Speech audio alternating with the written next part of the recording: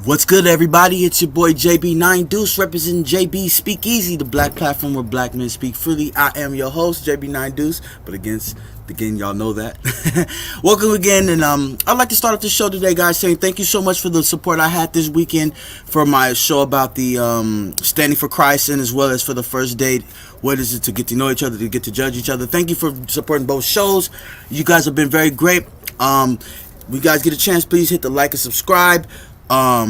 Soon, guys, I would like to put you guys on alert. I will be doing a cash app. One of my friends suggested that, because I need better equipment, better lighting. As you see, it's probably kind of hard to see my face.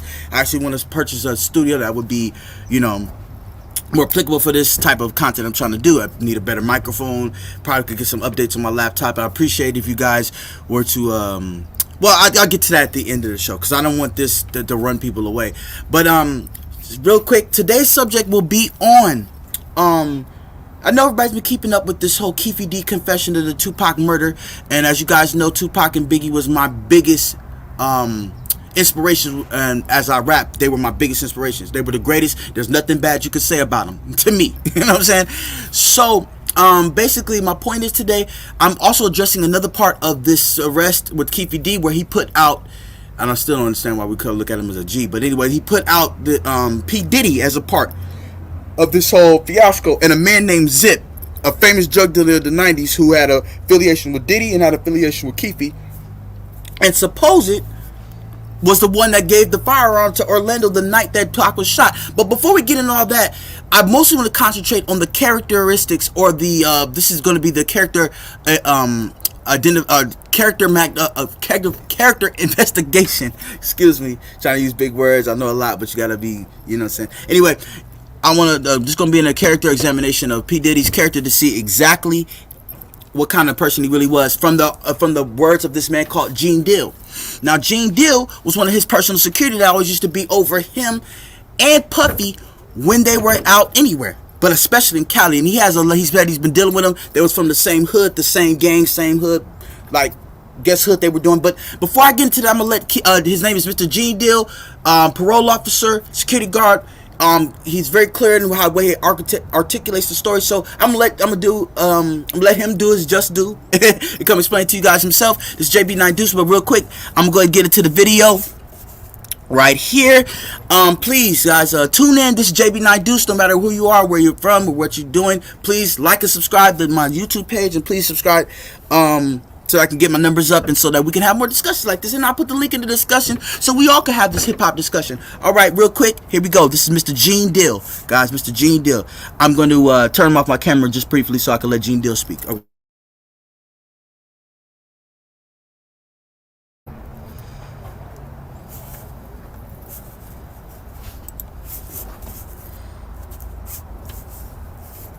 Bear with me, guys. Here we go. I'm trying to get this. All right, here we go. Serious? We don't need all that. Big just got killed. You don't know who may run up on us. We don't need all that.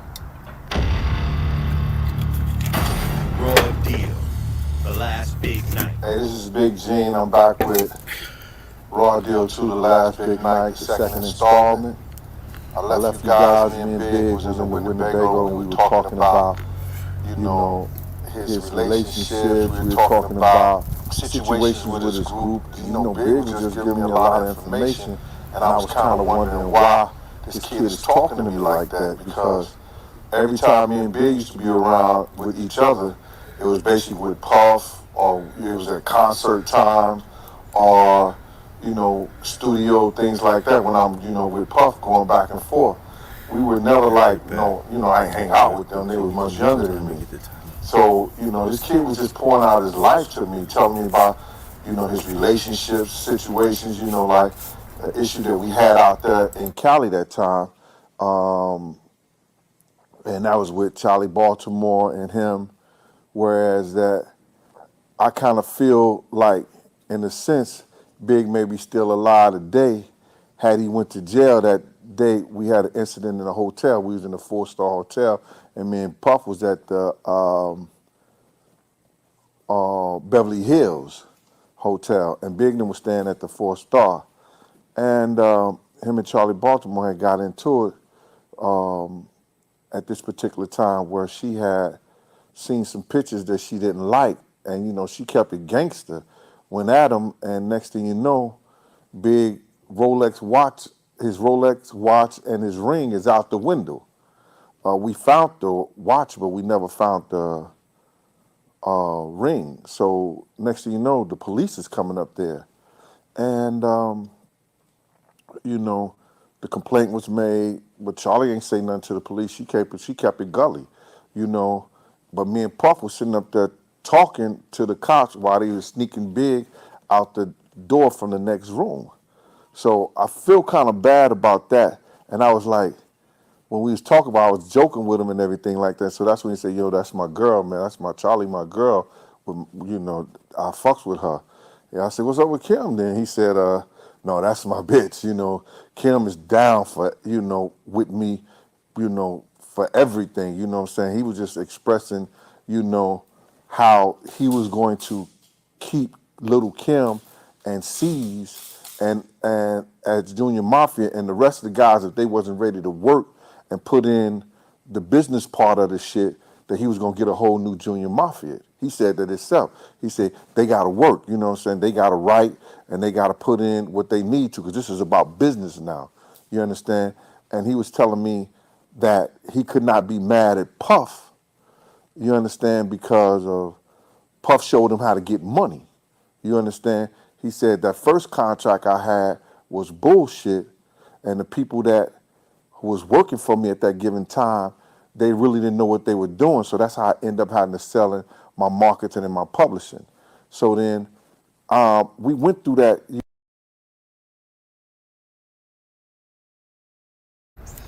Okay, let's take a look at that, guys, really quick. As you guys been hearing Gene Deal talk, he's talking about the conversation that he had privately with the notorious B.I.G., Mr. Christopher Wallace. You already guys know who one of my biggest hip-hop inspirations. He was just talking about how much money, basically, and what his intent was when he came to California, because everybody always asked the question, well, why did Biggie come to California 6 months after Tupac died? Well, that's because, like Gene Deal, his security said, he was trying to feed his family. And as a man, one of the most biggest things you could do is feed your family. As a matter of fact, in the Bible, it says that a man that does not take care of his household is worse than a non-believer, and the Christ is not in him. So with that being said, Biggie was out here to do I don't want to say the will of God, but he was able to coming out here to actually look out for his family. So I'm gonna let Gene Deal continue a little bit. The link I'm gonna put in the description, guys, if you guys are trying to come up. I appreciate so much support. Gan Man, Ray, I'm giving y'all the link, so come up at any given time, guys. All right, thank you.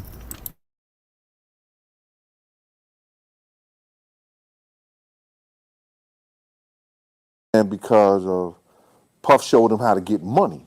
You understand? He said that first contract I had was bullshit, and the people that was working for me at that given time, they really didn't know what they were doing. So that's how I ended up having to selling my marketing and my publishing. So then we went through that.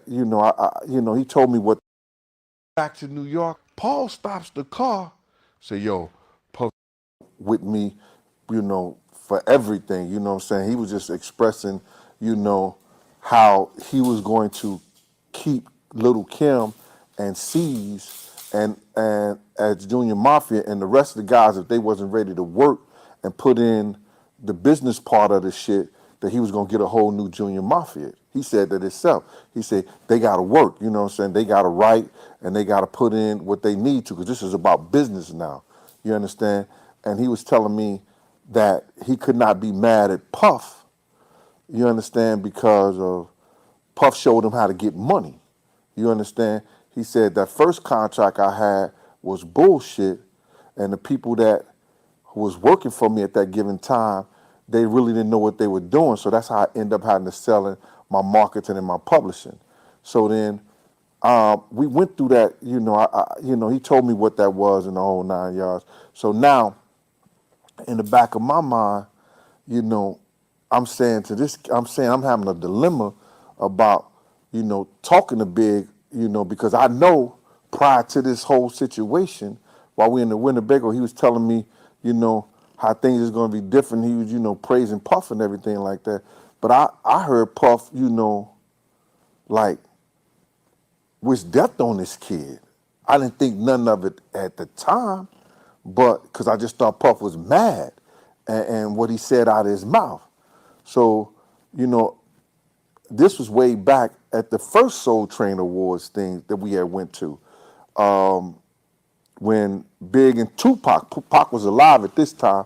Tupac and Big got at it at the Soul Train Award when Pac had came out, and you know, with Suge Knight and everybody like that, and you know, I wasn't out there, but this is the part that I'm telling you. I heard. Me and Puff was inside the venue at the time, but my man Bond was right there. He was a good friend of mine, like my brother and everything. He was right there, and he said Pac said some shit to Big. Big said, and so what? You know what I'm saying? Pac was like, yo, now you're on the West Coast, and then Big said, and so what? You know what I'm saying? Then next thing you know, somebody do a gunplay, and the FOIs get in between and break it up. And Pac and Suge them, you know, they get past Big them go to their limousines and everything like that. So me and Puff is left in the venue. But we hear it on the radio over the radio that there's an altercation with Bad Boy and Death Row in the parking lot. So me and Puff is running that way. So I'm like this. I'm like, damn. So as we running, we get cornered and stopped by some dudes from the Nation of Islam. It was about 6 or 7 of them, and it was just me and Puff. So this one guy, he was about Puff's size, but he was a light-skinned brother. You know, he was trying to talk to Puff. Puff said, I can't talk to you right now, and because I got a situation outside. And the dude and them like surround us.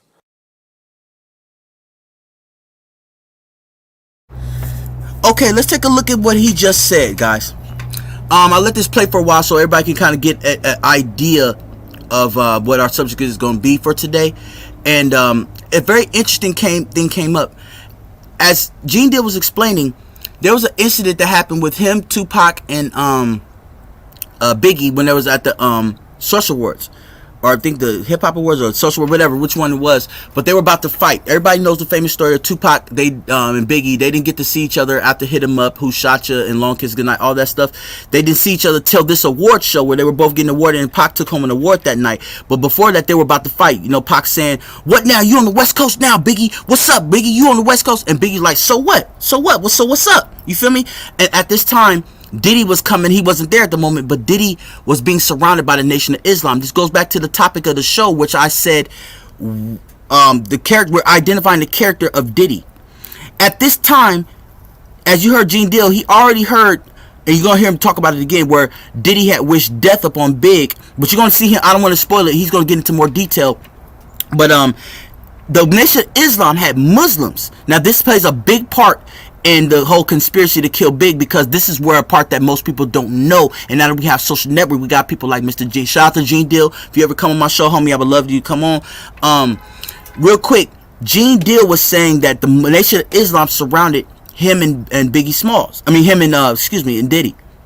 Now that shows something towards his character, where if you got a peaceful people such as Muslims coming after you, then what are you doing behind the scenes that have Muslims saying we need to guard you? Because at this time, Diddy and Gene, they're trying to get to the Tupac and Biggie fight that's about to happen. But these Nation of Islam dudes like, I don't care what you about to do. You gonna answer me right now for whatever it is that he pissed off the Nation of Islam about. But I just want to say that because, or made them mad, because I want to say that because I don't want to disrespect Muslims. Like, you know, I know they don't curse and stuff. So shout out to the Muslims, shout out to God, shout out to Jesus Christ, shout out to the Holy Spirit. But at the end of the day, these men were surrounding Diddy and Gene, and were like, you can't pass. I don't care what's happening. And for you to say you gonna have to deal with us before you deal with an active fight that's about to happen shows that he pissed off a lot of people. But we're gonna get to that in a minute. Here I'm going to mute, but please listen to the rest of Gene Deal. Shout out to Gene Deal. This is fair use, so I don't get sued, so I gotta say these words. Fair use, fair use. Here we go. Fair use, fair use.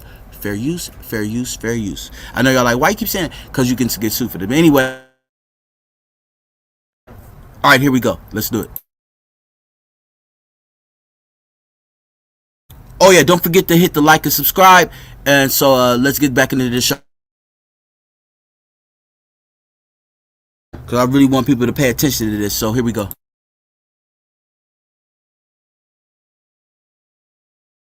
And so Puff was like, yo, bro, I can't talk to you right now. So he was trying to impede us from going. So I'm like, yo, listen here, bro, what's this all about? What?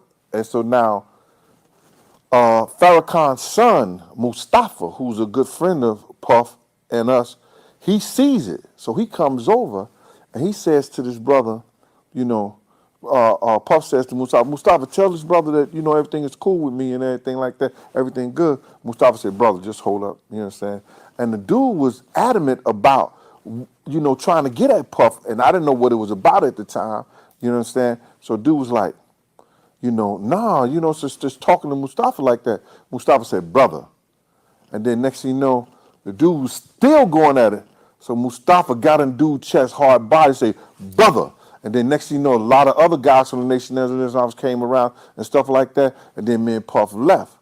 But I could see on this dude's face something wasn't right. You understand? So me and Puff, we was walking down the corridor, and next thing you know, from afar, you could see Suge and Tupac them coming that way. So now I'm like, damn. So I look at Puff, and Puff was on my right side at this given time. So I said, yo, bruh, but he was behind me. Yo, just take care of my family. I got this shit, right? So now we walking. So they coming forward. Now we going down this long ass corridor, and next thing you know, you see the TV vans and all the media vans and everything. They were off to the left of me. You understand? Suge was coming towards the right of me and everything like that. So there's this corridor in the back, and you can actually jump down there, the little walkway. You could jump down there and be in back of the TV vans. So me and Puff was right when I said, Puff, yo, I got these dudes, man. And so then I just put my hands inside my jacket.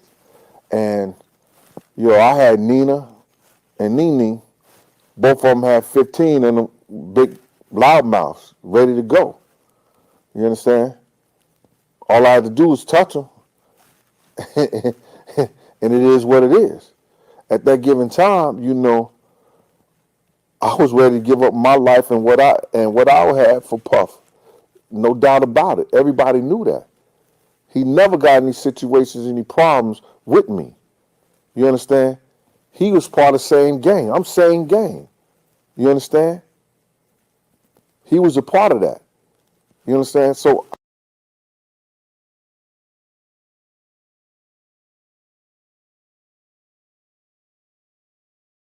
I was ready to, you know, it wasn't about no bodyguard. I've always been a boss type dude. Started the same gang. Was with Slick and the Family and 12th Street Posse. You understand?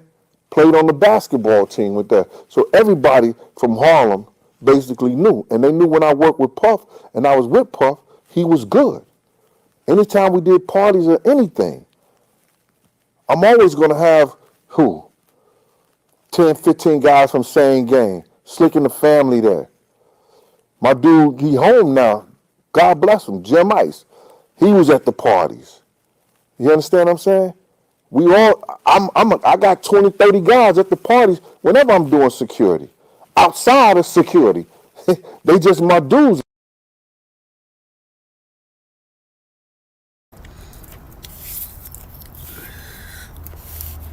Okay, guys. Yeah, I think that's a little bit enough for Gene Deal. I just want you guys to understand some background information that most people may not have had on Gene Deal, on Diddy. So now we're going to get into the whole synopsis of the show. Basically, let's start with P.Diddy, because he's a familiar name that keeps coming up with this Pac and Biggie incident. Seems like anytime he's in the vicinity, there is a issue.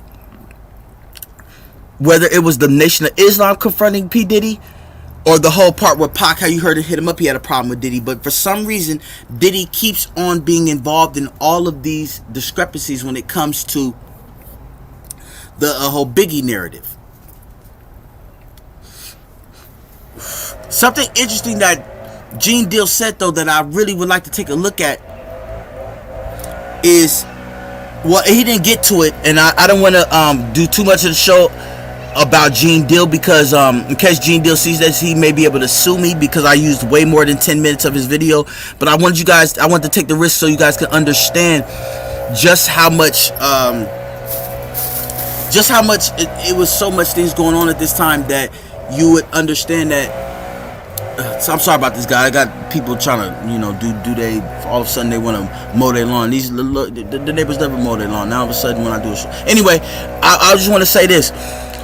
Diddy was it's a little comedy, but anyway, Diddy was known for doing grimy shit, right? Forgive my language, but I just want people to understand how serious I am about this. I want to concentrate on the part where I'm gonna go and skip a few things so we can get right into the point. Diddy was known for doing grimy stuff, and if I let Gene Deal continue, he would have said these words. He said that because remember, Gene Deal was talking about how the Suge Knight and them was about to attack him and Biggie. Then he ran. Everybody could say, well, oh, you a punk for running and stuff. But then he had a conversation with Gene Deal where he said, listen, he said, I have, and him and Gene Deal told the homies, and they was laughing at Diddy. But Diddy had said to Gene Deal, he said, look, I got about 120 people on my staff, and they depend on me for them to get their checks, right? He said that, but something gotta change. I don't care if Tupac gotta die. I don't care if Biggie gotta die, or Suge Knight gotta go to jail. Something gotta change. Now look at that statement and see how much of that was a foreshadow to what actually came about, which was Pac and Big are dead, and Suge right after that went to jail. So it makes it seem like unless P. Diddy got Miss Cleo's power and can fortune tell, there's no way he should have been able to say that unless somebody told him this before, or he's been plotting this his whole time. And with me, I always get into it with the homies when we talk about this discussion because they want to make it strictly about gangbanging. But I said, listen, when you talk about big dollars, how P. Diddy just said, all these people was on his payroll. He said it's way more bigger than just a gangbang incident. You get what I'm saying? And I believe Diddy has something to do with the deaths. Though I'm not a detective, I'm not Russell Poole or Greg Caden or any of these other people that were on the case, but it's quite obvious that Diddy had some kind of involvement in this that he doesn't want people to know about. So what's my point? My point is this. P. Diddy's character is really much in question here, especially when you'll wish death. I could see about the Tupac, and that's wrong, but about Biggie, just like Gene said, what his homie said, they were like, really, Big? You said Big gotta die? See, here's the problem that I have with P. Diddy.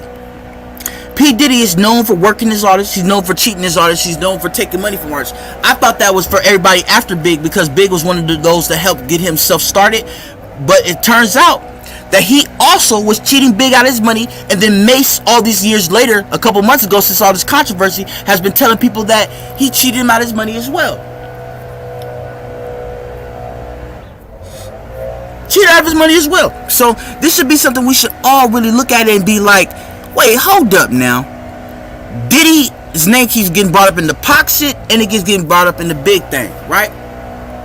Here's my thing. Anytime, there's a quote my mom used to use that says, if it sounds like a duck, quack like a duck, and move like a duck, 9 times it's a duck. If we're seeing that Diddy is in both murders, involved in some way, even people behind the scenes that were never interviewed by the documentaries, then we must take a quick look at the idea that this man may be guilty of having the two greatest rappers that ever lived murdered, especially with Tupac, which is the greatest entertainer of the 21st century. We gotta look at this. Now, see, Zip had a relationship with both Keefy D, who was the alleged murderer of Tupac, or the uncle of the murderer, and then he knew Biggie. But see, there's always been rumors that Diddy had the Nation of Islam involved in killing Big, a man named Amir Muhammad. But we'll get to that in a second. I just want to talk about why in the world would you have your bread and butter murdered?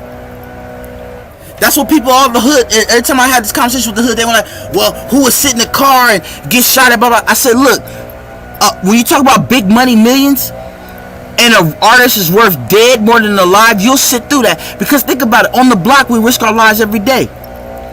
The enemies know where you stay. If you're going to stay on the block all day long and your enemies know where they can find you and shoot you if need be, why wouldn't a man sit in a car that's like, well, because remember, Tupac and Biggie were both leaving Diddy and Suge. So both of them had incentive from a money standpoint to say, I'd rather sit in the car getting shot at. Why? Because I'd rather die before I let my golden goose get killed. I'll say that again because people think I'm crazy in the hood. I'd rather put myself in position to die so that my golden goose doesn't get away. And if my golden goose don't want to do what he's told, then he gotta die, even if I get to live. And if I die in the process, that's cool, because it's the same equivalent to anybody who's standing on the block. Like, there's a lot of niggas where they'll have a dead homie, right, that was shot on the block, but the homies never stop going to the block, right? That means you can easily be shot. Common sense will tell you, guess what? If I'm about to be shot, then I better stay away from this area. But we don't do that. So it's not too beyond the approach to say that, well, Suge sat in the car where he knew Pac was going to be shot. Because here's the thing. Like I told you earlier, there's a man named Zip that knew Keefy D and knew P. Diddy. And there's always this controversy going around, even by P. Diddy and Gene, that said that Diddy wrote a check for $1 million. Now here's where the speculation comes in, because speculation needs facts before it becomes proof. So the speculation is that $1 million check was put on Tupac's head by P. Diddy. This has been in the streets for years, but now we have people behind the scenes ready to come forth and have the discussion. Much like I want to discuss with y'all. If you think I'm wrong, please come up and tell me why. Please come up and tell me why. Infant, I don't know if you want your name said on this podcast, so that's why I'm gonna use your hood name. Infant, you can come up and holler at me. Yeah, man, you can come holler at me as well. I want to see if you guys sent me something back in my messenger. But if you guys want to come on, I definitely.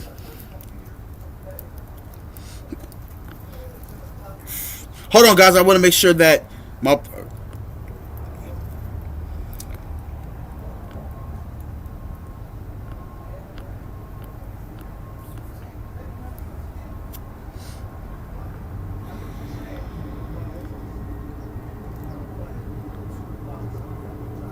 Let me ask you something, guys. Let me say this. P. Diddy, right now, in my mind, is one of the grimiest individuals to walk the earth, because you will not only have your so-called enemy, which you could have had a sit down in conversation with, and your homie. That's the part that bothers me. You have your homie killed just so you can make a couple dollars? Nah, something don't sound right with this. So I just want to adjust this show, because I want people to understand that everybody looks at P. Diddy like he's a good person. But at the end of the day, it seems like there's a lot of things that his own homies are saying, nah, this nigga P. Diddy is grimy. Y'all don't know him like I do. And I'm going to take the person that knows people like I do. Like, I don't believe everything people say about people, because my mama taught me from the day I was born. She said, get it, when it comes to rumors, get it from the horse's mouth. Get it from the horse's mouth. And rather than hear what people have to say. But when people know you good enough, like how Gene Deal knew P. Diddy, I'm going to listen to what you have to say.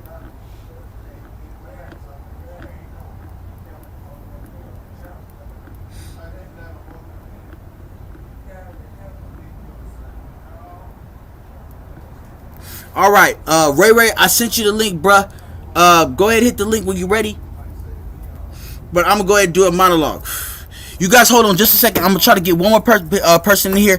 I'm going to put on a little instrumental for y'all so that y'all could, because remember what I always say. It says, dead air is enemy of Showtime. So since dead air is the enemy of Showtime, I'm going to play this little instrumental. Y'all go ahead and enjoy this while I get my things together and invite people on. Thank you so much, guys, for standing with me. All right, here's fair use. This is Tupac instrumental, Hearts of Men. Here we go. Tupac Hearts of Men instrumental. This is Tupac Hearts of Men instrumental. There we go. Thank you, guys.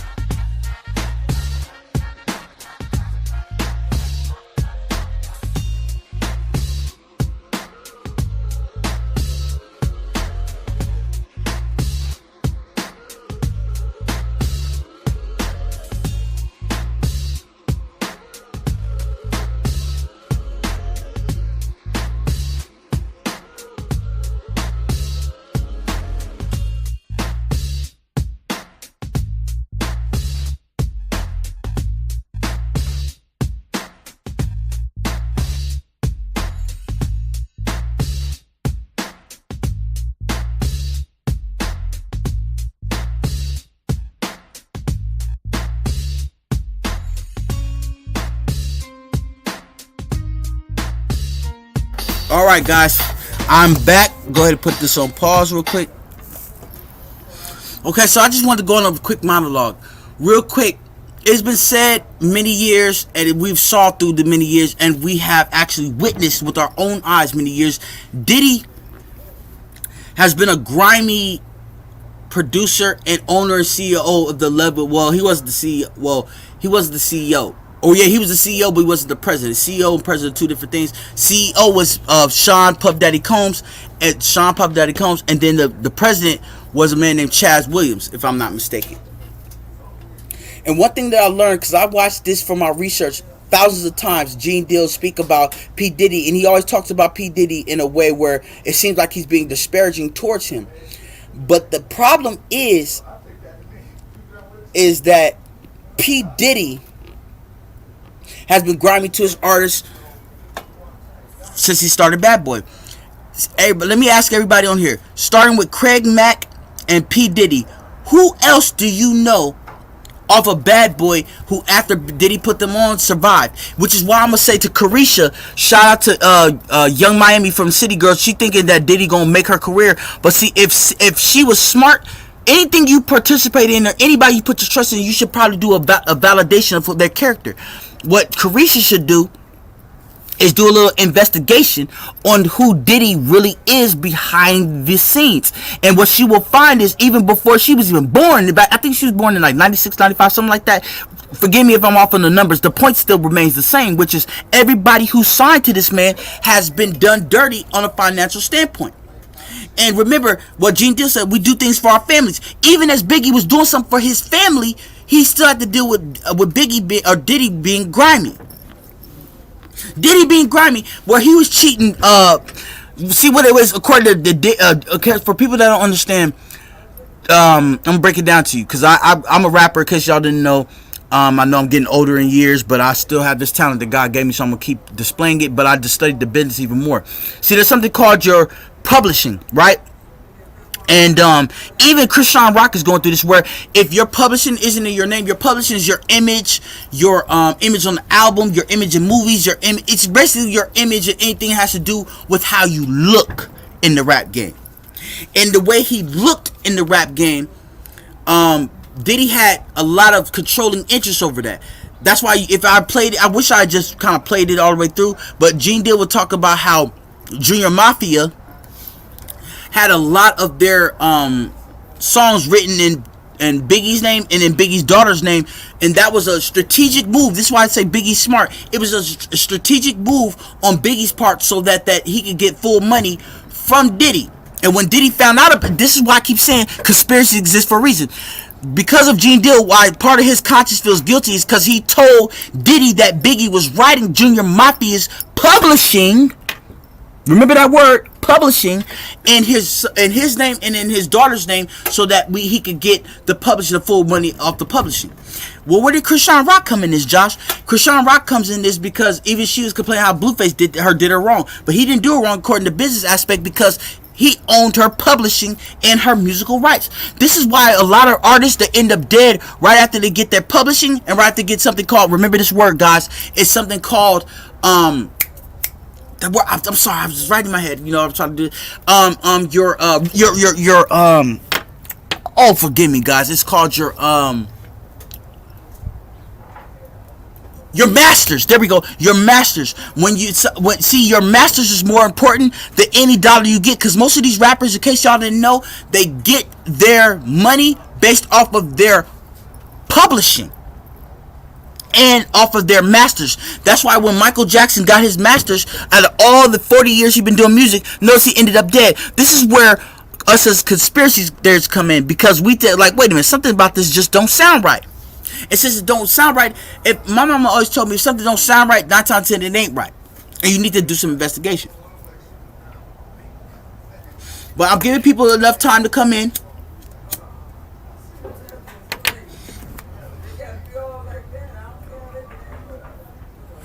So I'm going to Infant. I'm wanting you to come on, homie.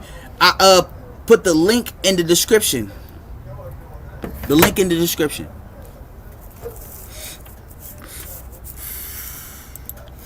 So basically, what I'm saying here today, guys, is I put my face back on the camera so everybody can see me. You know what I mean? Because I've been working on allowing people to see me more. if you pay attention to this, guys, it seems like Diddy's characteristics and his credibility as a person is now at stake, especially his humanitarian value. When you could rip somebody off and then have a part in being killed, you've got to be a monster for that. You've got to be a monster simply for the fact that because in records it always seemed like Diddy and Biggie were homies, but it seems like on the sideline there was a lot of janky things going on. You know what I'm saying? A lot of janky things going on. And I'm gonna turn my camera off for a minute, guys. But until I get people to come on,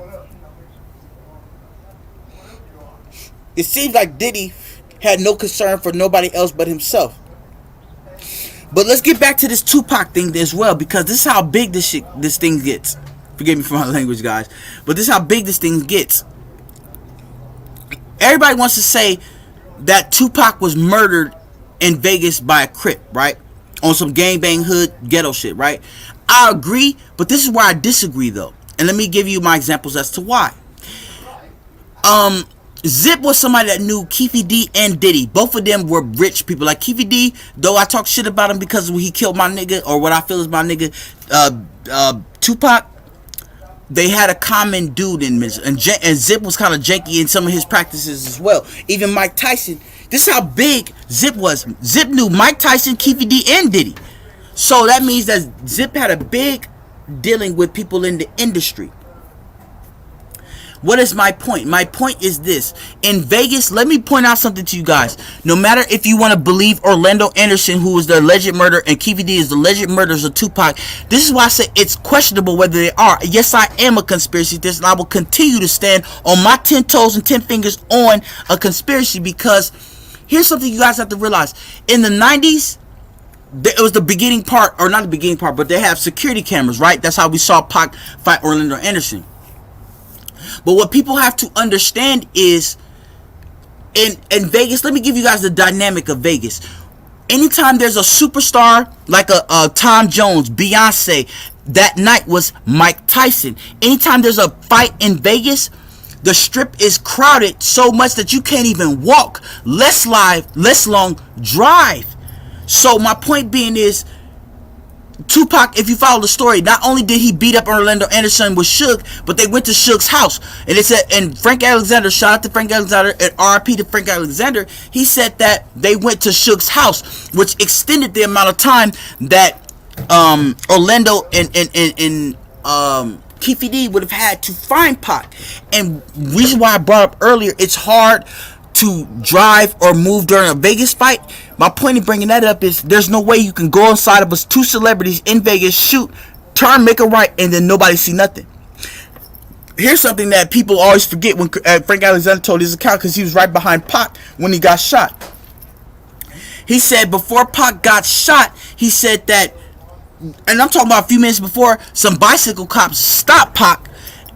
Frank Alexander was in the car behind. He didn't hear what the conversation was, but he did see cops. He said, oh shit, I hope, this is his words, not mine, so if there's any Christians watching, please don't hold me to this. Charge it to my head and not my heart. But he heard that the cop, Frank Alexander said, he said, oh shit, I hope they don't get Tupac, right? But he let Tupac go, and within minutes, Tupac and Suge were shot. Now, okay, hold on everybody. I got a homie of mine coming up. His name is Ray Ray. Shout out to my boy Ray. Thanks for coming on JB Speakeasy. I'm going to turn my camera on as well. Thank you, Ray Ray. I appreciate your time. Welcome to JB Speakeasy, brother. Can you hear me? Yo, Ray Ray. Can you hear me? Okay. Can you turn up your phone? And maybe I need to turn up my volume on this. But have you heard anything that I've said in the last, say about 20 minutes regarding this P. Diddy's affiliation with both Pac and Biggie's death? And what are your thoughts on this?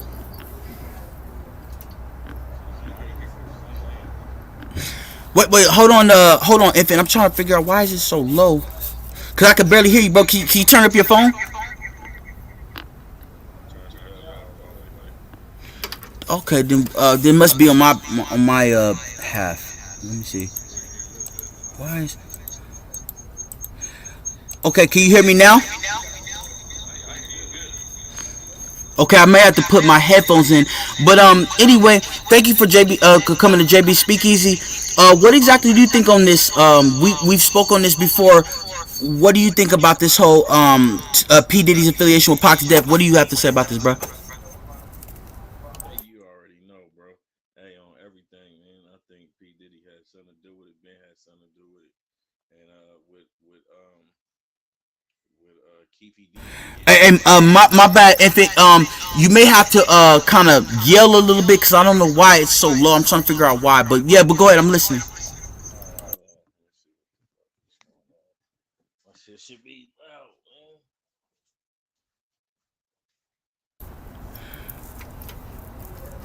Okay, yeah, it's cool. Yeah, when you come back, bro, try to sit close to the mic or something. I don't know if it's me or if it's StreamYard's doing this, but I definitely like to hear what you have to say. Let me get maybe it's because I got Gene Deal still up, but okay. While my homie Ray Ray comes back up, shout out to Ray Ray. This is one of my good brothers. I love it. Okay, he's back now. Okay, yeah, but what do you have to say on this? You hear me now? Yeah, I can hear you, but let me do this. Let me do this. I'm gonna put my headphones in so I can hear you if nobody else. You feel me? But go ahead. I can hear you so far.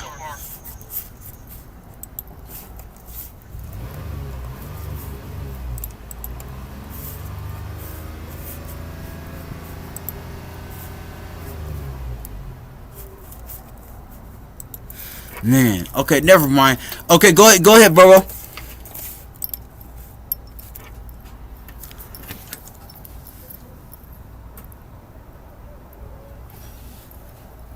Can you hear me? You want to go in?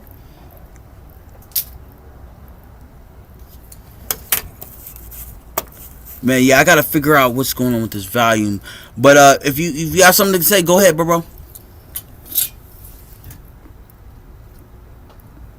Oh, I think you just came in on another device. Okay, go ahead, talk. You hear me? Yeah, I can hear you a little bit better now.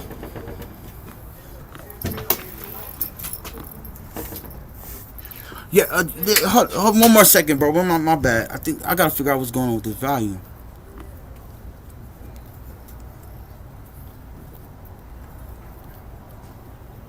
Okay, my bad. Let me see.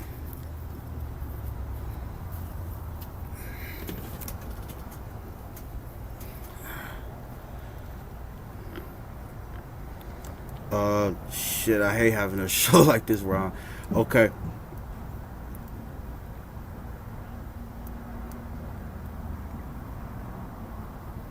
just a second.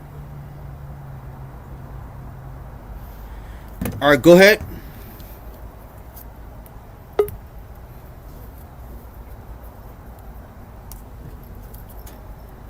All right, if you can hear me.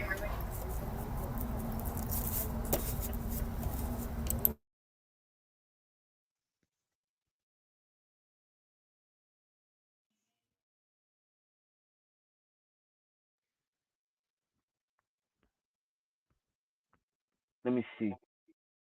Okay, hear me, bro?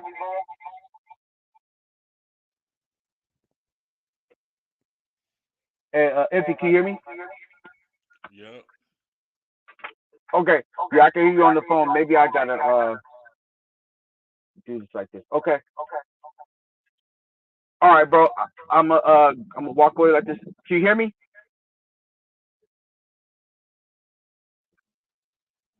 Yeah, I hear you. All right. Okay, there we go. There we go. Now we got it. I got to do my phone. But what you have to say on this, bro? Man, the truth finally gonna come out about Diddy. Keefy D about to Right. spill the beans on him. Everybody know Diddy has something to do with it. Right. And like I was saying earlier, I said it's a quack like a duck, squeak like a duck, and it must be a duck. And if in both cases we see that he has something to do with both. So Hmm. what do you have to say about that? What did he say? Yeah, he could have stopped. Biggie didn't have to die. Fucking with Diddy, Biggie got killed too. Yeah, you right. Right. Right. It's just sound. It's too suspicious. Too suspicious. Right, because where I see him is because I was following a dude named Gene Deal, and he was going in about how Diddy had janky practices with all his bad boy artists, but especially with Biggie. I didn't know that at first. I thought he always did right by Biggie, if nobody else, because he helped Diddy get on. Yeah, he helped him get on, but still, he was doing back deals and shit. Shit but Biggie was doing it too, cause he trying to get the fuck up from under that nigga. Dang. Hey, Evan, bro, I'm gonna keep it real, bro. I don't know what's going on with my sound today. I could barely hear you, and then I'm echoing. Um, Yeah, you ain't echoing now no more on here. I don't know. can you hear the echo? Nah. Okay, why is it doing this? Is it in my headphones? Or? My bad. Go ahead though, bro. I don't know. I'm having problems with the sound today. I don't know why. Yeah, but shit, yeah. Like I said, the truth coming out with Diddy. He gonna get his. Only so long you can do that, not know and not and know. You thought you had your tracks covered because everybody died, but yeah, this nigga Keefy D about to snitch on you because you offered that and you wanted to get that nigga a million, but once the shit happened, then you didn't pay that nigga that million. So he bought, and then just to be making it some celebrity shit, he gonna put you in it. He gonna put Diddy in it anyway. So Okay, for sure. And what do you think about this Zip situation? Because Zip was a big dealer that dealt with both. He's a high baller that dealt with Diddy, and he dealt with TPD. Do you think that maybe he has something to do with it, like giving them the gun and all this stuff that they're saying and blathering? I was here. I heard him talk about that. Probably. Who knows? I don't know. But all I do know is your boy, that old boy Gene Deal. He ain't gonna lie. All his shit add up. So Right, he got because he even got Gene Deal had said he that got receipts for he. his stories. No, go ahead. Now I'm saying he got receipts for his stories, so he know, like, man, I believe that nigga. Yeah, out of all the people that Vlad and Art of Dialogue interview, I don't know if you know Art of Dialogue, but every time they interview Gene Deal, it seems like he's 100% on point because everything he says, he repeats it verbatim every single time. The only thing I disagree with him on is the Junior Mafia being written by Big. I'm like, well, I think that's a little bit of a stretch because Lil Kim and Steve had albums after he died. But other than that, That don't 90% of what mean he niggas. says, That don't mean I'm somebody 100%. else. That don't mean somebody else didn't ghostwrite for them niggas. They be having ghost. He got ghostwriters. Yeah, but see, Anthony, we really deep into hip hop, bro. I can never respect the idea of writing because when I got into hip hop, I was told that that's unacceptable. You feel me? It's They one said thing if Cameron wrote Biggie. Crush on You. Cameron wrote all the Lil C's verses on Crush on You. So it's not See, and hard I to can't believe respect that that. it's not hard to believe that they just found somebody else to ghostwrite, like P 50 Cent and Game ghostwriting for Diddy and shit. So, you know. Yeah, see, and this is like for me, this is kind of like the little white kid that finds out that Santa ain't real. You feel me? Because it's like I hate the idea that the niggas I looked up to were actually being written for rather than actually come with their own material. And I don't know, Lil Kim, she was able to hold her own even after Biggie died, which showed me that maybe Biggie critiqued her, like how we did at the Undergrounds. Like I might say, "Hey, Chief, write it this way," but it'll be the words he chose. He said, "Nope, nope, nope." Yo, what do you think about this? Is this your time to talk? Yeah, what do you think? Bro, you already know, nigga. Yeah, Nigga, I know. We she done had done this 1,000 times. man, she done fuck with so many hood niggas. Every nigga in New York can rap. The sorriest nigga in New York is hard. So shit, nigga, it's not hard to find somebody to write your shit. She was fucking with a nigga that was on the street, nigga. That was a real nigga on the street. There's nothing for that nigga to just write some shit for her and she spit it. She put write it in her. Biggie was doing that shit for her all the time. So nigga, it's nothing for another nigga to write some shit for her. They got these niggas all over. Like, bro, they do this. Like, man. There's niggas Yeah, writing for maybe Drake. so, Look, but let me present this. niggas is writing There for was Drake, a bro. If niggas is writing for Drake, what makes you think they is not? It's not hard to find somebody to write your shit, right. nigga. Oh well, Like you it's know, not it's about like finding somebody. It's more about the authenticity. See, there's a album. I know you probably know about it with Blackjack. He did a song with Junior Mafia and Big, where Big wasn't on it, but yeah, all the members of Junior Mafia were on it, right? yeah. And there's a dude that I'm disappointed his name was Trice out of Junior Mafia. He actually had bars. And anytime he had a song, he had bars on it. I doubt that Biggie wrote every last one of them. Do you know who Trice is, and do you believe he was being written for? No, I don't know who that nigga is, but I believe Well, nigga. Trice, he was the one. Do you remember the song? It's with Aaliyah and Kim on it. It's called "I Need You Tonight." Remember that one? Yeah, Remember the one that did first verse? He was like, "Best to believe I can give you everything you want, everything that you need." Him. Every time he gets off, he's got bars. I doubt that Biggie wrote all of those because one of my favorite verses by him was on Young G's Perspective on Blackjack's album. Have you heard the Blackjack song, Young G's Perspective? nah.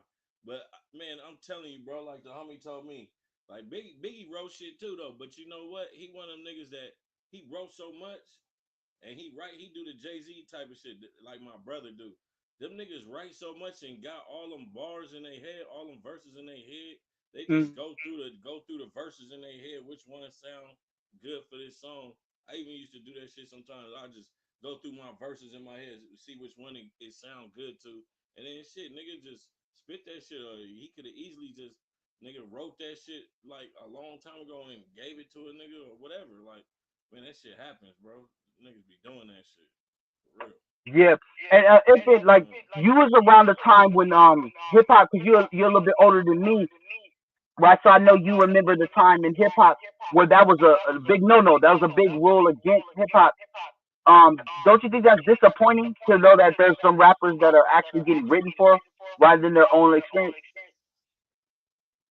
Uh, yeah, no, like that shit is all entertainment, but I feel what you say. Like, man, back in the day, nigga, if you wasn't writing your own shit, nigga, that was nigga, that's a no no. But it didn't change now. It didn't change now. These niggas is going for the look. Nigga, some niggas got bars but can't spit they bars like that. Like some shit sound Right. better coming. Some shit just sound better coming out somebody else's mouth. These old niggas now, that's what these old niggas is doing now. They just getting paying a nigga 10,000 or something, write them a verse or so. Nigga, shit, Dre. Oh, you know Kendrick done wrote some shit for Dre before. Nigga, you Yeah, just there's a tell, lot of bro. things that's You practiced just tell now. how these niggas rap. When they rap they shit, you can tell like, oh, you could tell this nigga wrote this song because this nigga rapping just like how Kendrick rapping. This nigga rapping just how this other. Them niggas that don't be writing their shit. Nigga, if you knew the nigga that wrote the shit, you'll know. Oh, that's that nigga. I could just tell how he's spitting. Like, man, that's him. Like, so, that shit is Yeah, some bullshit. yeah, I hear you. I hear you. It is what it is. But that's considering what's going on now. But back in the day that we grew up in the '90s, that was completely unacceptable. How do you feel about? Do you think most of these niggas back in the day were being written for, or is that more of a today thing? Nah, it always been going on. It always Because been going on. see, yeah, bro, that kind of hurts my heart a little bit because I'm like every verse I ever written at the underground and any verse like High Life and I mean Fly Life and Heavyweight, I wrote those by myself, 16 bars, no help. I didn't even want help, and I'm not even somebody Yeah. that made it in the game, but I felt proud of that. Don't you think that's a bad thing? Sometimes, bro. Sometimes, like I found out, nigga, somebody wrote something for Pac before. Like, damn, I didn't even know that shit. Like, that nigga, his boy Ray Love, nigga wrote that. I'm Trap. He wrote that trap, but nigga, he said he Trap for wasn't who? feeling for Tupac. Never, no, no, no, no. No, I can't accept that. I'm sorry, I can't He accept wrote that. that song. He wrote that song Trap, but that don't mean that Pac ain't got skills though. Pac just said, "Nigga, let me spit this shit then. Since you don't like it, you like go ahead then." And it just sound better coming out of Pac's mouth. He worded the word. He put the words right. He worded them right. He put the lyrics down right, nigga, and it just fit. It fit his flow. He made it fit his flow. Like Ray Love threw this shit away. He didn't like it. But nigga, the way Pac spit it, it went perfect with his shit. Yeah, see, if an, I hear you, but see somebody like Top. See, if you sure wasn't the hook and not his verse? Nah, because the hook. If you listen to the song, the hook is not a hook that's somebody spitting. It's just saying they got me trapped. And then nigga, and then Shock G like, nah, they can't keep a black man down. The verse, nigga, the first verse. I don't know if it's the whole song, but I'm for sure the first verse, nigga. He was just saying like, nigga, they was. I just looked at the thing where Ray Love like, yeah, I spit that shit and then I ain't like it, and I threw it in the trash. Pop took it out the trash and was like, "Nigga, this shit is hard, nigga. Like, nigga, I spit this shit. Then if you don't want it, like, yeah, go ahead then, nigga, because I don't like it." Right. And nigga, Pop, nigga, like I said, worded that shit right, made it fit his flow, nigga, and bam, Yeah, nigga, he I got hear what you're saying. I hear what you're saying, Ray. But see, the thing that bothers me about that is that with Tupac, even if every other rapper had somebody writing for them, if you listen to Frank Alexander, he said that Tupac would buy a box of pens and just be writing. That's why he has so many unreleased songs.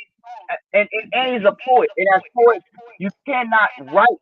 You can't have somebody write for you because it defeats the purpose of you expressing yourself. yeah, but people And get it one more though. thing, People spit songs. People spit. One thing people gotta know is just because if you rap somebody else shit don't mean you're not capable of doing it yourself. But to answer your question, bro, nigga, yeah, people that back in the day they did songs and some songs nigga sound better nigga when somebody else spit and they spit the song, they did the song like that shit been going on since the beginning. Like it always will go like that. Like nigga, but that it necessarily don't mean that the nigga can't write his own shit. But nigga, today they got niggas that don't write their own shit and got somebody but that I writing mean for that's them. today. I mean back then. But back then, like I don't think you could make it back then just being a straight nigga that just got somebody writing your raps and shit. Not in rap and mute and R&B, yeah, Damn. and R&B and in country and rock and roll, all that. They got writers, people that write and people that Yeah, but I thought that was produce what it. was unique about hip hop that solidified is that Yeah, we wrote from our own experience. like he wrote, yeah, like niggas wrote their own shit, but it wasn't like them niggas didn't like somebody, not everybody.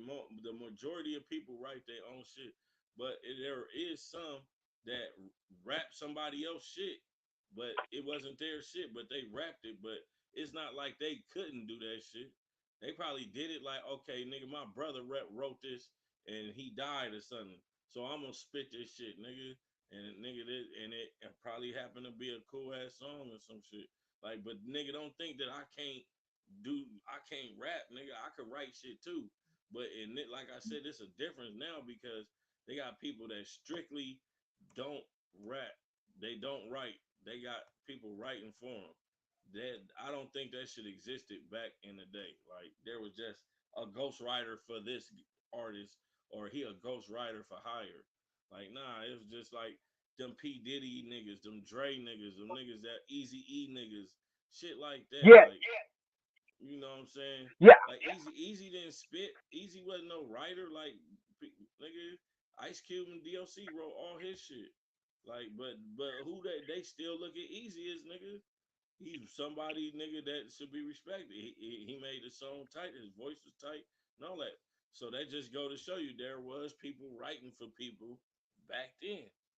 Like you know what I'm saying? yeah. And if I hear what you're saying. I'm not saying you're wrong, but I would say this though.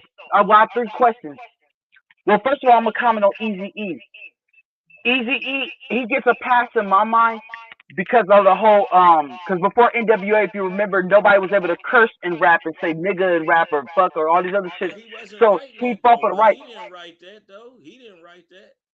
He No, spitting what I he know, but he he spitting what fought for our what right to what be able to somebody speak wrote. that way. But see, if you gonna credit somebody, credit the writer. If he should be credit for anything, he should be credit for being a nigga that had the money to put the shit up.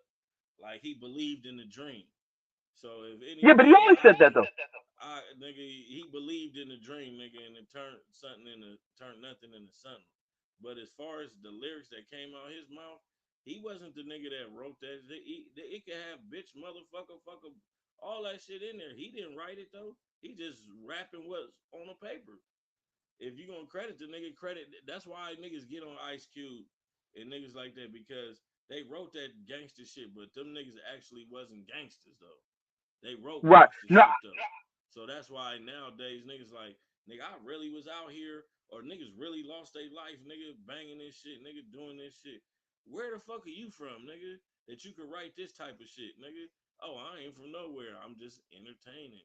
So nigga, like, bam, nigga, you. So Easy E, he really banged. That nigga really grind in the streets. yeah, He he was just an didn't active write. one. Yeah. He just didn't write his own shit. But that don't mean. But if you gonna But let, credit him for let me pause you right there though. Let me pause right there. Easy E gets a pass from me, like I was saying, because of his going to the White House, fighting for the right, the whole fuck the police and all that. He fought for the right for us to speak how we wanted. So since he fought for that right, he he should didn't have. go there for It's that. cool for him to He be didn't written go there for, for that though. huh? Who told you he went there for that? You don't remember that they called NWA or they Man, called fuck that. Eric Wright to the White House, Man, and he was saying that bro. He said, man, they mailed me some shit, nigga, and I sent a political contribution to the nigga just for publicity, and I no, ain't but get paid for but that no, shit. what I'm saying is that He only got invited to that motherfucker because he sent the to this nigga campaign $1,000. So they like shit. But anybody that contributed to my campaign, now I'm the president. I'm inviting y'all over there. He ain't go there because nigga they was like wanting him to go to speak on fuck the police. The no, niggas no, no. that did that shit What though. I'm saying is, when "Fuck the Police" came out, they got a lot of flack for that, but they stood on their square about that, and nobody thought that they would be able to get that past to where rappers could say the words that we were saying. Because remember, gangster rap was originally called reality rap, and they got a lot of flack from that. So what I'm saying is, since Easy fought for us the way to speak the way we speak, even to this day, then it shouldn't be a problem with us writing for him. But somebody like Biggie or Pop, He ain't I fight for expect it you to though. come 100%. They didn't fight for it though, bro. You know who fought for that shit though? To keep it real, who fought for parental advisory, Cool. nigga? Two Live Crew, nigga. Them niggas is the niggas that fought for this shit, nigga. Two Live Crew. When Yeah, but that was later though. nigga, That was later. That was like in the early '90s. I'm talking nah. about when. It's around the same time. It's around the same time. Them niggas NWA didn't fight for that shit. They just rebelled against what was told. The feds warned them niggas, I know, but hey, that was don't part do of the that. fight though. You got to give them credit for that, bro. Even because even to this Get day, credit for like that, nigga, even but they ain't fight for that shit. Them niggas didn't give a fuck about none of that shit, nigga. They like, nigga, we just gonna spit it the way we spit it, nigga. If they don't like it, if they like it, cool. If they don't like it, fuck it, nigga. We still gonna sell I know records though. that's what I'm saying. But from a record label standpoint, you could have made money like that unless you did do that kind of stand up shit. You feel me? And that was in the late '80s. Nah, them niggas was backing out of shit when niggas did that. Look at Cop Killer. That shit was worse, bro. That shit was worse than fuck the police. Like nigga, But see, that that's shit got still. banned. That's the shit that got banned, nigga. That's the shit that niggas didn't was supposed to fight for. Like nigga, that's the shit But that's Pac the was same thing fighting. with. The same shit with Pac, nigga. Nigga, I'm just fighting for freedom of speech. This nigga they didn't even fight for it. They was just getting charged and But that is what freedom of accused of speech that shit. is the fact that I could rap about what I wanted. Because at first labels were That's not cause Two Live funding Crew rappers though. who talk like That's that. cause of Two Live Crew though. That's cause of Two Live Crew. That ain't cause of NWA though. NWA just Yeah, said no, fuck but the that kind of police, is nigga. because they were the first ones saying that kind of stuff in the '80s, and they were not like you. Remember, I know you lived through this. You remember when they were throwing rappers' albums in the street and run them over with cars and all that kind of shit. I know you seen those videos. They the ones, bro, that really just got to know the right. They got no. They was a poster child for that shit. But them niggas wasn't the first to be doing that shit. I'm trying to tell you, like Well, who was doing they it? didn't Let me even ask get you this: well, who was doing it before NWA? niggas was doing. They wasn't doing it like that though. Like you wouldn't hear about them because they wasn't. They didn't have no fuck the police song, but nigga, they was cursing on they shit too. But It wasn't Yeah, no. but those people weren't It acknowledged like how wasn't. It NWA wasn't. was. It wasn't. If it wasn't for fuck the police, then niggas would have. It would have been, oh, whatever. But just because them niggas said fuck the police, that's what made that shit get notoriety and shit. Because them niggas saying fuck the police, Yeah, it and got notoriety, in my and opinion, ain't because nobody was nobody ever said no shit like that on their records. Like exactly, which is why I believe that they kicked open the door, which is okay for us to write for Easy because they took the flack. You see what I'm saying? Because the FBI was after them niggas. They showed up but at the Easy show. You didn't saw write the fuck the movie. police though. He didn't write that shit, nigga. Ice Cube wrote that shit. I MC know, but wrote they're part that of what I'm shit. saying is they're part of the same group. So that's why it's okay for us to write for Easy because remember he was the mascot of the group and he was the one But tied to he Jerry like Heller I the said, closest. if he should get any notoriety for anything, bro, it should just be for that shit. For just yeah, he put he's yeah, like you said, he was the face of this shit. He the face of that shit because really he was a star out of all of them. He put the money up Yeah. and he everybody liked him because he a little nigga. He like a little ass kid, nigga. This gang banging and shit. Nigga, that was the face But of LA. Nigga, you go anywhere, nigga, them niggas all look like this nigga with the Jerry curl in the hat. Nigga, like so everybody with being loved the that image shit. of something like that, don't you think that he took a lot of flack? Because bro, I remember even people like Ice Cube, everybody said that they got a lot of flack for that song. And in the comment on the Ice Cube comment you made earlier, here's the thing about back in the day, bro. Not everybody that's living 100% active, like the shooter probably wouldn't have been able to make it like how Ice Cube, because like me, I'm not a killer, but I grew up around this enough to say it and say it in a way where people that didn't bang, or the people that did bang could not say it. You see what I'm saying? And the reason why, like, let's say you or some of the homies in the hood can say the way they say is because Ice Cube and them put themselves out there to be criticized. Because nobody, no label, no Jewish label was gonna pay for niggas talking the way they talk. That's why you got to give some credit to what's his name, Jerry Heller, because he believed in it even with the criticism. Yo, yeah, you give him credit for that. He the one that put it out there and made them niggas go from like the most But I'm saying having having the crowd they against was you. they basically Go was ahead. death row before death row. Them niggas was independent. They was like no limit. They was independent, and they came out nigga independent and niggas sold shit and sold albums like them niggas was.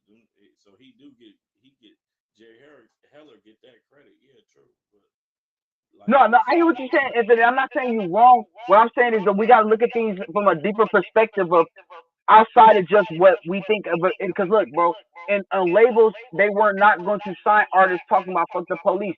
They were the first ones to get money off that. Easy was worth 80 million when he died, or and plus. right? No, go ahead. Yep. Yeah, so if I never wanted to forget where this stuff started, because I don't know if you saw the special ed interview with I No seen Way, I where seen he it. was saying that NWA was responsible for what we rap today.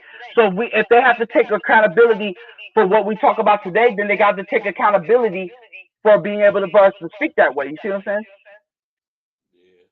He that I was hearing what that nigga special ed was saying that man, that shit it go both ways like nigga And then as they far as was Ice Cube, possible. because that's one of my other niggas I look up to, bro. Like I think, bro, when you speak of, you can't write about something, especially for other people and yourself, where you don't know nothing about it. Like I don't gangbang, but I could write a song about like PDL.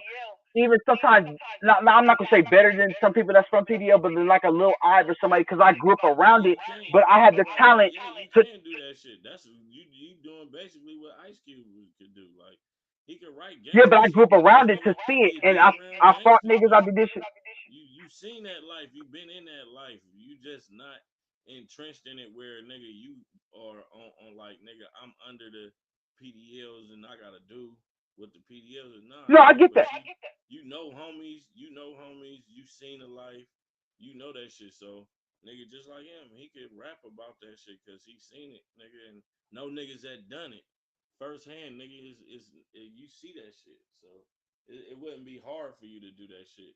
Now, if a nigga was from motherfucking Eagle Rock or somewhere, nigga, and he talking about nigga PD or nigga anywhere, nigga that's not where homies is at, and was talking about nigga that life, nigga. How you know about that life when your life consists of nigga plucking shit out the dirt and walking on dirt roads and nigga ain't nobody banging, ain't nobody busting. Like, how can you write that shit? How can you even talk about it because you ain't even seen it? Like, that's totally different. Like, and Right. it's niggas now that do that. That's what they doing now. Like, nigga, you Yeah. grew up, nigga, where it's in a nice ass home, both your parents. How the fuck you gonna rap about nigga? Oh, living a tough life or not having a meal, nigga, or having to grind for something. Nigga, you had everything given to you. Like, nigga, come on. That's why Right. it's I so could many agree with niggas people up like in this that. But Infant, motherfucker. let me say this. Like, why do they do that? Like, Okay. that shit See, I weird. can't answer for others, but I can answer for myself. Yeah, I knew my parents when they were together, but you have to understand like this. A block away from my house. I wasn't talking about you though. No, I'm saying, what if there's others like me? Because, like, let's just say there's some, like, okay, like in my life, I wasn't talking there's about you. Raymond's right up the Your street shit from me. different. Like you different. You can have both of your parents in your life, but you different, nigga. You growing up in an environment where you still encounter shit that happens, nigga. You're not Right. growing up. You're not growing up in Burbank, nigga. Talking about nigga, I'm on Summit Street, nigga, doing this and Oh, that. okay, I see what you're saying. I see what you're saying. Like, Okay. no, your family grew up right where our family and shit grew up. Like, you live near me, nigga. Come on, Right. man. Okay, I see what you're saying. I see what you're saying. Then let me ask you. Then like let's take up about Pac because I was talking about Pac earlier. And everybody likes to say that he wasn't from the hood, he wasn't this and that, but and he moved around a lot. But here's the thing: I want you to see whether he was in New York, Baltimore, Marion County, or L.A. He was in hoods everywhere he went, and he saw a relation between all the hoods. Because remember, he went through the struggle too, and it's the same struggle everywhere. As a matter of fact, Ice Cube said, "What? Every hood's the same. Every hood's the same." So for you to identify that means you grew up close enough to know. Oh yeah, you right, right. Look, bro. My bad, because I keep getting this speed, this weird feedback. But go ahead. Yeah, man. Nah, like, man, I gotta end up running and shit. But yeah, like, shit, we gotta really Yeah, I gotta go too, get low on key. this shit too. So, like, yeah, but yeah, man, this shit is real. Like, man, hey, we gonna get it in, bro. All right, for sure. Thank you for coming on, cause I gotta go to it. I love you too. I love you so, Ray Ray. I like the world to know that. And thank you for coming on JB Speakeasy, baby. We can talk in the future. Hell yeah. All right, thank you so much. Love you, Bobo. I'll hit you later. Hell yeah, bro. Holla at me. Take care, Bobo. Yup. All right, everybody. That was me and my friend Ray Ray. For me, a good friend of mine. I don't know what he's doing on YouTube musically, but if you could look up Ray Ray and Go Hard Gang, he got a lot of songs that I fucked with when I was growing up. Some of them I was on with them. I'm gonna put the link to our song Heavyweight. Me, him, and a homie named Joey Tripper. I'd like him to come on too if he stop tripping on you. I don't know what his trip is, but anyway, that's between me and him. But anyway, we got a song Heavyweight. Me, Joey Trip, and Infant Head, and Infant Head is who we just had on. My boy Ray Ray. Shout out to them. Love them very much. All right, you guys. Thank you guys for participating in viewing my show, JB Speakeasy. This JB9 Deuce represents JB Speakeasy, the black platform where black people speak freely. I'm your host, JB9 Deuce. Thank you guys for tuning in. I'm going to do a follow-up video just to thank everybody that watched. Everybody have a good one, and God bless you all. Thank you. In Christ's name, I pray. Y'all have a good day. JB9 Deuce represents JB Speakeasy. You know, I'm a soldier for Christ. Take care, everybody. I love y'all. All right, bye.